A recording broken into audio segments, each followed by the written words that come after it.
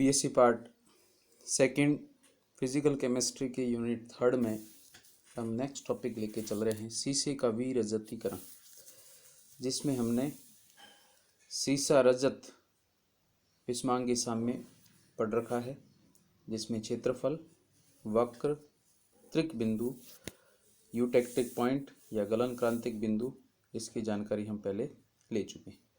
अब उस वक्र की सहायता से या प्रावस्था साम्य वक्र की सहायता से हम शीशे से या शीशे में उपस्थित 2.4% सिल्वर के संतृप्त विलयन से सिल्वर को पृथक करने की प्रक्रिया पढ़ेंगे, जिसे शीशे का विरजतीकरण कहते हैं।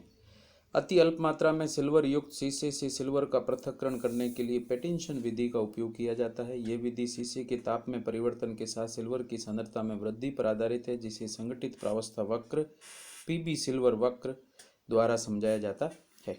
ये वक्र वही है, गलनांक वही है और गलन क्रांतिक बिंदु और संगठन वही है। यह द्विघटक निकाय है, संगणित प्रावस्था साम्य को प्रदर्शित करता है। वाष्प प्रावस्था इसमें नहीं है, अर्थात इसमें दाब चर का कहीं पर भी उपयोग नहीं किया गया, इसलिए वक्र ताप और संगठन के मध्य निर्मित किया गया है, जिसमें 961 प्योर सिल्वर का गलनांक है, 327 प्योर लेड या पीबी का गलनांक है। और इन लेड और सिल्वर में अन्य तत्व जैसे सिल्वर में लेड की अशुद्धियां मिलने पर गलनांक घटते हुए अंत में गलन क्रांतिक बिंदु 303 डिग्री सेंटीग्रेड तक पहुंच जाता है, जहां पर सिल्वर की मात्रा 2.4% तथा लेड की मात्रा 97.6% होती है। इसी तरीके से शुद्ध लेड में जैसे सिल्वर मिलाया जाता है तो इसका गलनांक भी समय के साथ धीरे धीरे या मात्रा सिल्वर की मात्रा बढ़ने के साथ घटता है, जो 303 डिग्री सेंटीग्रेड पर आकर स्थिर हो जाता है।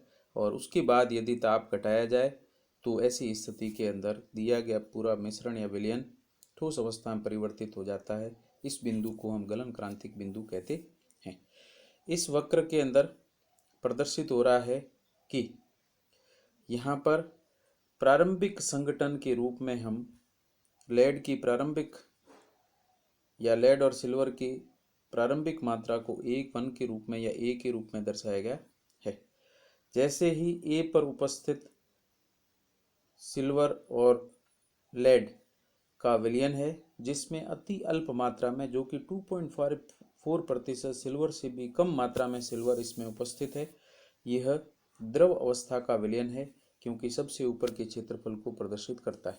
और द्रव अवस्था में सिल्वर और लेड पूर्णतः मिश्रणीय होते हैं, अतः ए पर विलयन बना हुआ है, जिसमें सिल्वर के अंदर अति अल्प मात्रा में या लेड के अंदर अति अल्प मात्रा में सिल्वर उपस्थित है।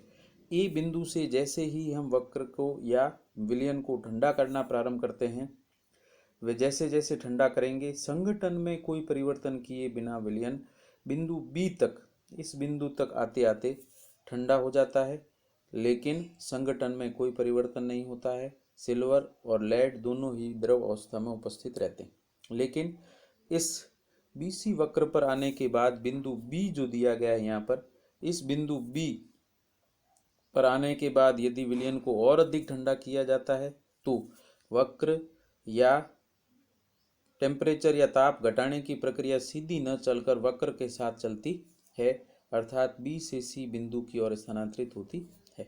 तो जैसे जैसे हम बी बिंदु के बाद और टेम्परेचर या ताप घटाते हैं, हम सी बिंदु की ओर बाईं ओर मुड़ जाते हैं। लेकिन इस प्रक्रिया के अंदर आप देखेंगे कि जैसे ही हम बाईं ओर मुड़ते हैं, सिल्वर की मात्रा क्या होती है, बढ़ रही है और लेड की मात्रा धीरे धीरे कम होगी।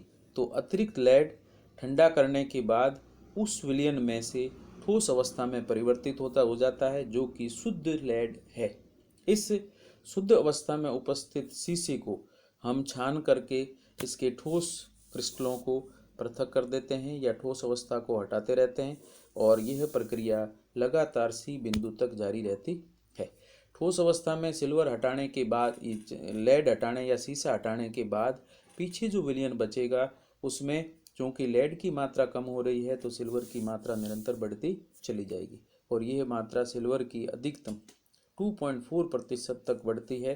उस समय टेम्परेचर घटकर 303 डिग्री हो जाता है और गलन क्रांतिक बिंदु तक यह विलयन पहुंच जाता है।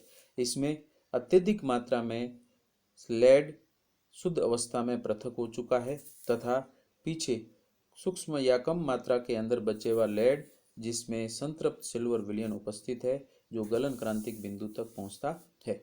अब अगर सी बिंदु या गलन क्रांतिक बिंदु पर इसी मिश्रण को यदि और ठंडा किया जाता है तो सिल्वर का लेड में बना संतृप्त विलयन यूटेक्टिक रूप में या ठोस अवस्था के अंदर परिवर्तित हो जाता है, लेकिन सिल्वर और लेड पृथक नहीं होते हैं।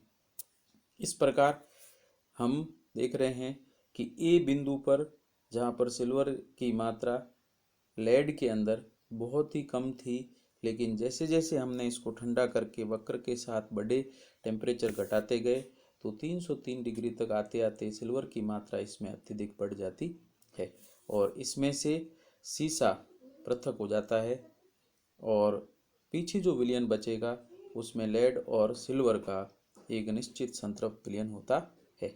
यहाँ तक की प्रक्रिया को हम पैटिंसन विधि कहते हैं और पैटिंसन विधि में संतृप्त लेड का विलयन प्राप्त करते हैं जिसमें 2.5% सिल्वर होता है। इस सिल्वर को हटाने के लिए यहाँ तक तो हमने लेड को संतृप्त विलयन तक पहुँचा दिया है, लेकिन अतिरिक्त लेड है वो शुद्ध अवस्था में प्राप्त हो चुका है। अब इस संतृप्त विलयन को ठंडा करके हम सिल्वर को पृथक नहीं कर सकते हैं, अतः उसे पृथक करने के लिए भिन्न प्रक्रिया का उपयोग किया जाता है और यह प्रक्रिया मैं अभी लास्ट में आपको बता दूंगा। तो इस पूरे प्रोसेस में क्या हो रहा है यहाँ पर मेंशन है कि निश्चित मात्रा सिल्वर युक्त द्रव लेड बिंदु ए से प्रदर्शित किया गया है जिसे ठंडा करने पर बिंदु बी तक संगठन में परिवर्तित किए बिना ताप घटता है। फिर ताप और कम करने पर वक्र बीसी की ओर बढ़ता है जिसमें शुद्ध लेड ठोस अवस्था में परिवर्तित होकर पृथक होता है जिसे छान कर हटा लेते हैं, जिससे शेष द्रव विलयन में सिल्वर की सांद्रता बढ़ती जबकि लेड की सांद्रता लगातार घटती चली जाती है। अंत में प्राप्त 2.4% सिल्वर का लेड में संतृप्त विलयन ठोस अवस्था में बदल जाता है।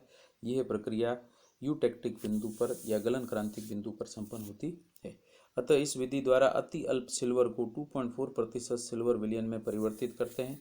संतृप्त विलयन में सिल्वर को पृथक करने के लिए खरपरण विधि का उपयोग किया जाता है, अर्थात लास्ट में जो 2.4% सिल्वर युक्त लेड का विलयन है संतृप्त विलयन, उस विलयन में से लेड को पृथक करके शुद्ध सिल्वर प्राप्त करने के लिए हम खरपरण विधि का उपयोग करते हैं।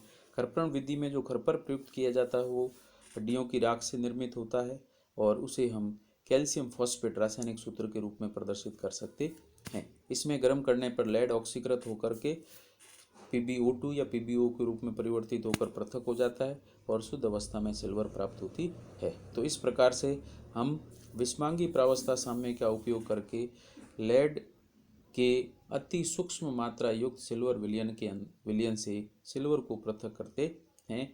क्योंकि सिल्वर महंगी धातु है इसलिए इसका पृथक्करण करने के बाद भी यह इस प्रक्रिया के अंदर फायदे का सौदा प्राप्त होता है। सेकंड हम के बाद में हम तीसरा पार्ट ले रहे हैं, वो है ठोस विलयन।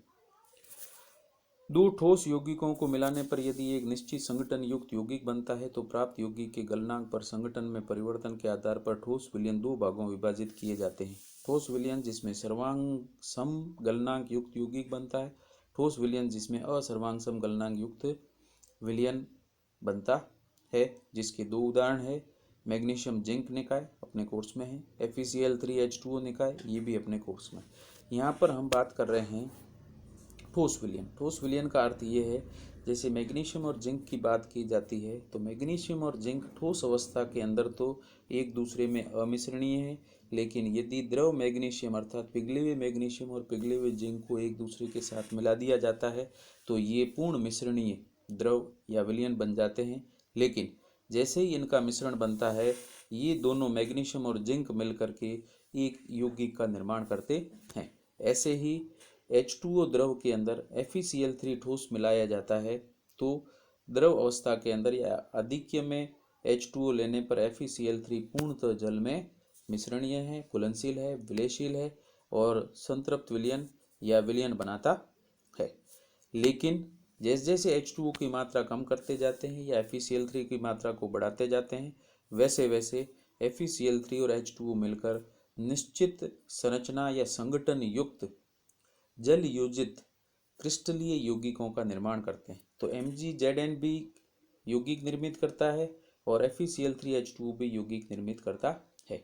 इस प्रक्रिया के अंदर निर्मित होने वाले यौगिक गर्म करने पर उनकी ठोस अवस्था का संगठन तथा द्रव अवस्था के संगठन में कोई परिवर्तन नहीं होता है। तो एक बार वापस ध्यान रखें कि इन दोनों द्रवों को शुद्ध अवस्था में मिलाने के बाद में निर्मित होने वाले यौगिक अपने गलनांक पर संगठन में परिवर्तित हुए बिना ठोस से द्रव के साथ साम्य प्रदर्शित करते हैं या पिघलते हैं।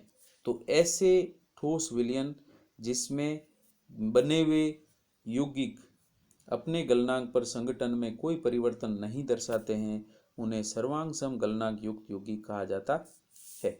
और ऐसे अगर यौगिक बन जाए जो गलनांक पर अपना संगठन परिवर्तित कर दे तो उसे हम असर्वांग सम गलनांक युक्त विलयन या यौगिक कहते हैं। अर्थात ठोस विलयन दो भागों में विभाजित किए गए हैं। पहले ठोस विलयन जिसमें सर्वांग सम गलनांक युक्त यौगिक बनते हैं, जिनको कॉन्ग्रुएंट मेल्टिंग पॉइंट कंपाउंड कहा जाता है। और congruent melting point compound magnesium, zinc और FeCl3H2O निकाय के अंदर निर्मित होते हैं। और दूसरा आगे आएगा ठोस विलयन जिसमें असर्वांग सम गलनांक युक्त यौगिक बनते हैं, non congruent melting point compound, और यह NaCl जल निकाय के अंदर निर्मित होते हैं। तो पहला हम लेके चल रहे हैं ठोस विलयन जिसमें सर्वांग सम गलनांक युक्त यौगिक बनते हैं, कॉन्ग्रुएंट मेल्टिंग पॉइंट कंपाउंड प्राप्त होते हैं। इसका पहला एग्जाम्पल हम ले रहे हैं मैग्नीशियम जिंक संगनित प्रावस्था साम्य। चूंकि यहाँ शब्द संगनित प्रावस्था साम्य आ गया है, इसका मतलब आपको ध्यान रखना है इस विलयन इस साम्य में गैस प्रावस्था या वाष्प प्रावस्था नहीं होगी, अतः यह साम्य दाब से अप्रभावित रहता है। और इसमें भी हम वक्र आलेखित करेंगे तो वह वक्र ताप और संगठन के मध्य आलेखित होगा। केवल जल और गंधक के वक्र ताप और दाब के मध्य आलेखित किए गए हैं, जबकि बाकी सभी वक्र हम ताप और संगठन के मध्य आलेखित करते हैं। चूंकि इसमें चर दाब शामिल नहीं है या इस दाब का प्रभाव समय पर नहीं पड़ता है, अतः इसकी स्वतंत्रता कोटि 1 घटाकर संगनित प्रावस्था नियम प्रदर्शित करते हैं F बराबर C-P+1। इसमें जिंक और मैग्नीशियम दोनों धातुएं ठोस अवस्था में अमिश्रणीय जबकि द्रव अवस्था में मिश्रणीय होती है, ये पहले बता जा चुका है। दोनों धातुएं द्रव अवस्था में अभिक्रिया द्वारा MgZn2 यौगिक बनाते हैं। अभी हमने लिया था कि सर्वांग सम गलनांक युक्त यौगिक MgZn2 का निर्माण इस दोनों द्रवों को आपस में या Mg द्रव और जिंक द्रव को मिलाने पर उनके विलयन के अंदर यह यौगिक निर्मित होता है। निर्मित यौगिक अपने गलनांक पर भी संगठन में परिवर्तित नहीं होता, इसलिए इसे सर्वांग सम गलनांक यौगिक कहते हैं। अर्थात MgZn2 ठोस गलनांक पर MgZn2 द्रव में परिवर्तित हो जाता है, प्रावस्था बदलता है, लेकिन इसके सूत्र या संगठन में कोई परिवर्तन नहीं होता, अतः ऐसे यौगिकों को हम सर्वांग सम गलनांक यौगिक कहते हैं। अब आपको 1 नंबर के प्रश्न के अंदर इसके परिभाषा पूछी जाती है कि सर्वांग सम गलनांक या कॉन्ग्रुएंट मेल्टिंग पॉइंट क्या है। वह निश्चित स्थिर ताप जिस पर ठोस व द्रव दोनों संगठन में परिवर्तित किए बिना साम्य में रहते हैं उसे सर्वांग सम गलनांक कहते हैं। अर्थात यहाँ पर ठोस यौगिक बना है, उसके संगठन और गलनांक के बाद में द्रव यौगिक बनेगा, उसके संगठन में किसी प्रकार का कोई परिवर्तन नहीं होता है। तो MgZn2 का गलनांक 590 डिग्री सेंटीग्रेड है, जिसको सर्वांग सम गलनांक कहते हैं। और MgZn2 का साम्य संगठन परिवर्तित किए बिना ठोस से द्रव प्रावस्था के रूप में नीचे प्रदर्शित किया गया है। MgZn2 होल ट्वाइस ठोस गलनांक पर साम्य पर 590 डिग्री गलनांक है। MgZn2 द्रव में परिवर्तित होता है, सूत्र के ठोस और द्रव का समान है, इसलिए इसको सर्वांग सम गलनांक यौगिक कहा गया है।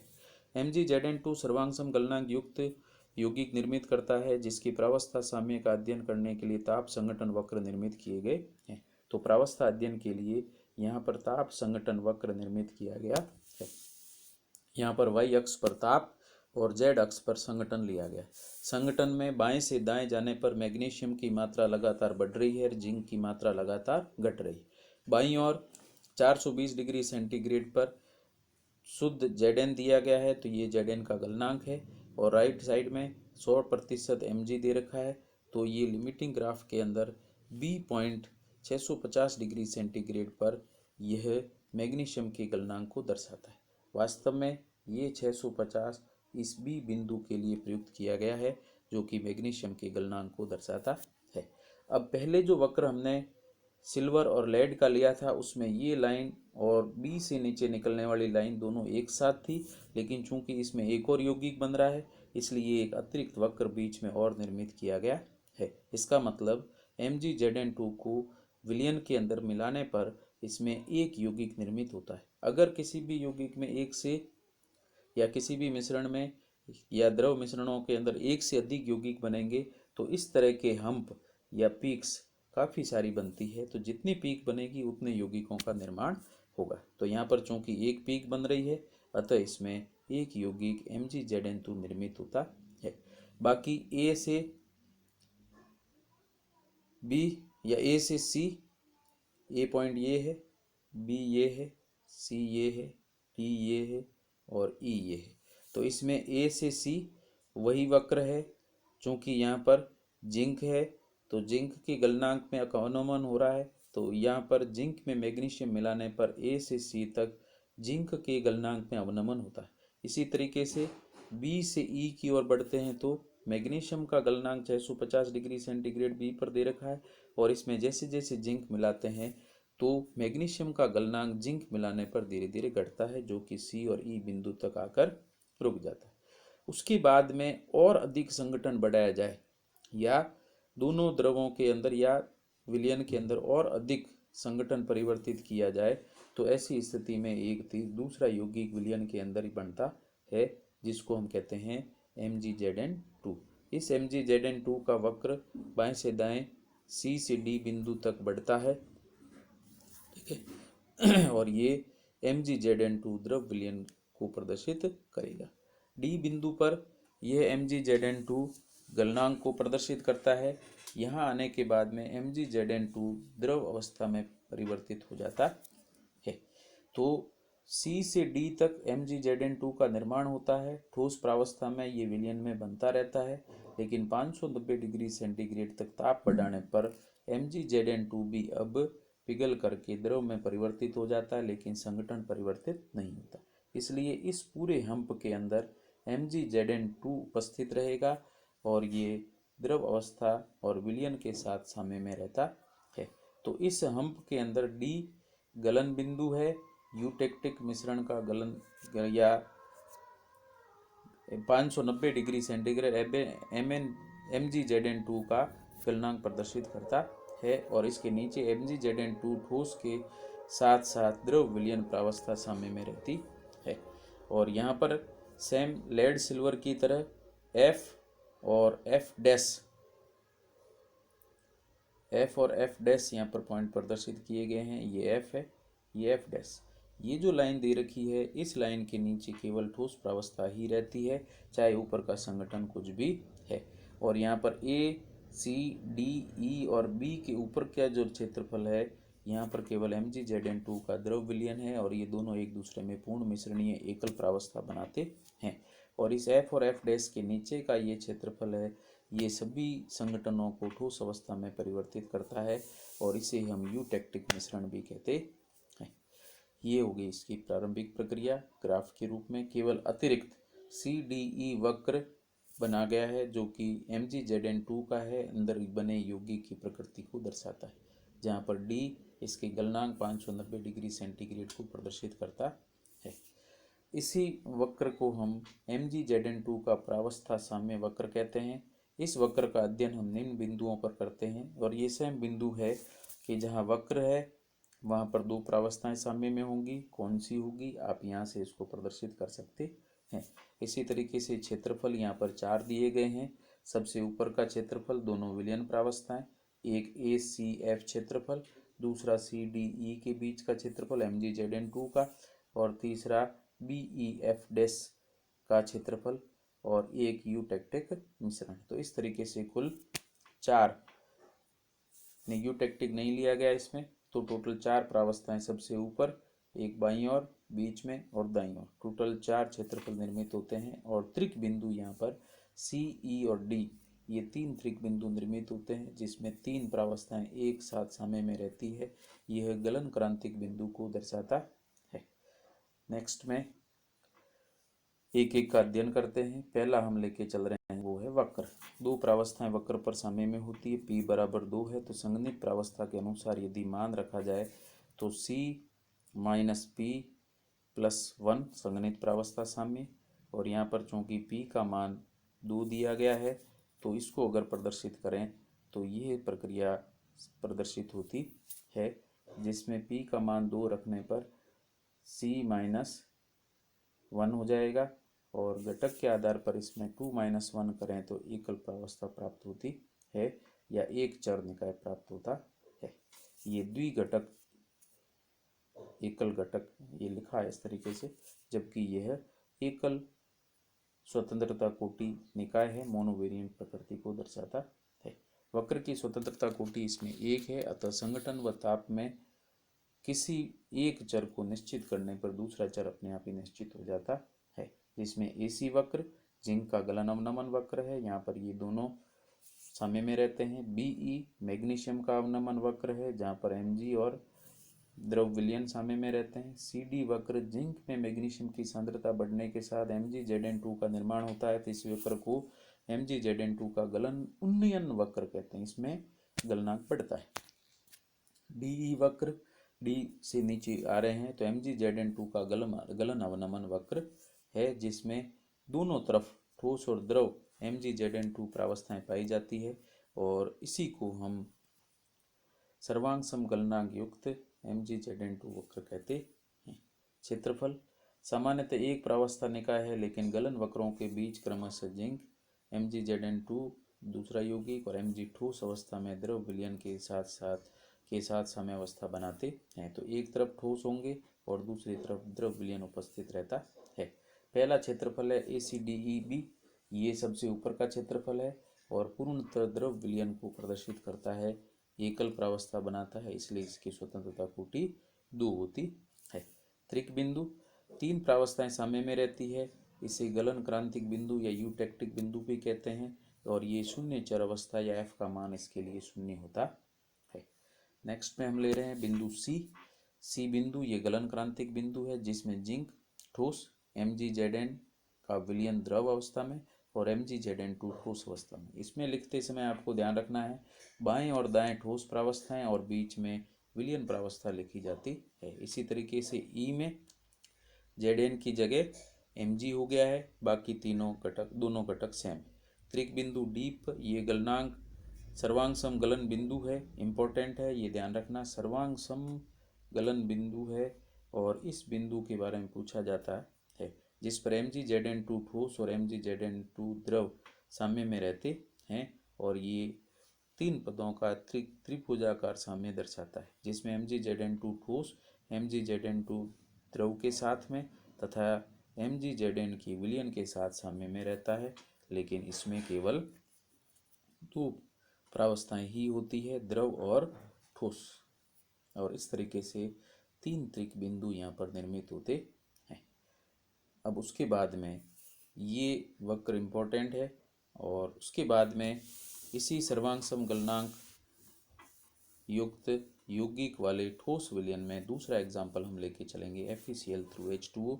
ये ठोस प्रावस्था साम्य है, ये भी द्विघटक निकाय है, 8 प्रावस्थाएं निर्मित करता है और प्रत्येक प्रावस्था को घटकों द्वारा स्पष्ट किया जा सकता है।